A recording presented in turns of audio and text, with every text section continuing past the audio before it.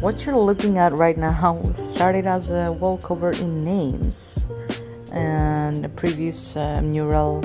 Instead of painting over them and pretending they were never there, I decided to turn the entire wall into a famous painting by Claude Monet.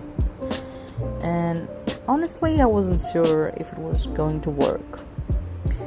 Monet's style looks simple from a distance, but once you start painting it, you realize just how much is actually happening on the canvas.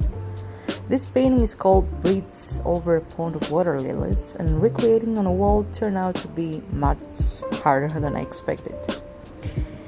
One thing I quickly discovered is that Monet didn't paint with smooth blends.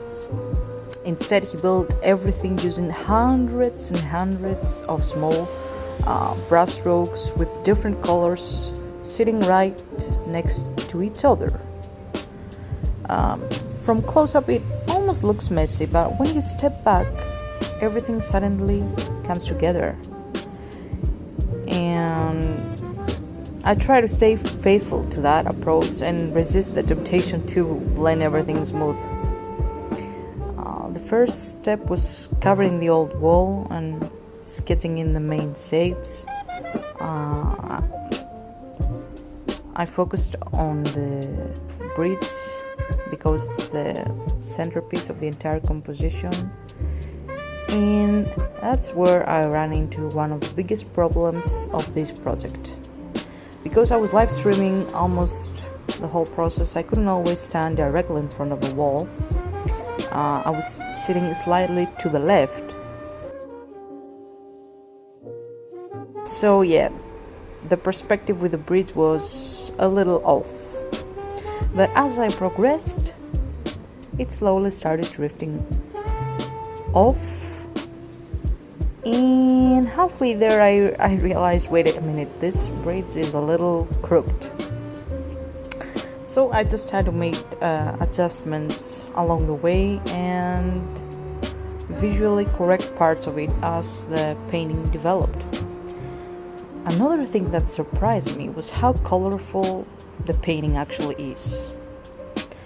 Most people remember the water lilies and the bridge, but if you look closely, Monet uses an incredible range of colors. There are blues, turquoise tones, violets, pinks, yellows, greens, and some browns, all interacting with each other. A lot of the time I found myself placing colors side by side rather than mixing them together.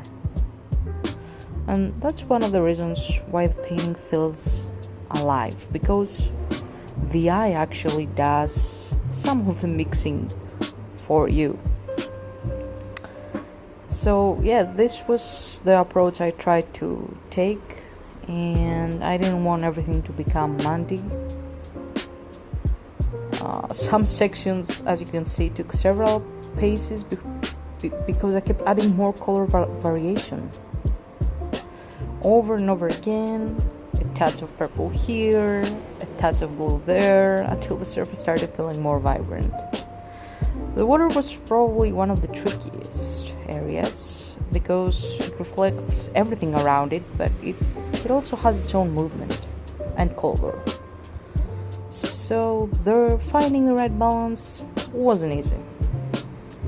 And another challenge was the vegetation around the pond, because there are so many overlapping shapes, brush marks. It's very easy to overwork them, and I think I kind of overworked the right side. So a lot of the time I had to remind myself to stop. I don't know if I actually achieved that. In the end, I'm really happy that I chose this project. Not only because the wall looks completely different now and I have like a secret garden on my wall, but because it pushed me outside my comfort zone. It forced me to think more about color, brushwork, and how small marks can work together to create something larger, like the Impressionists did. So yeah, it's like I got into them suits.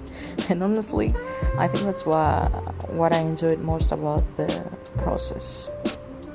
So from a wall covered in chat names to Monet's breeds over a pond of water lilies. Quite a transformation, and I think I'll keep this mural on my wall till I die or move out. I don't know which is gonna happen first.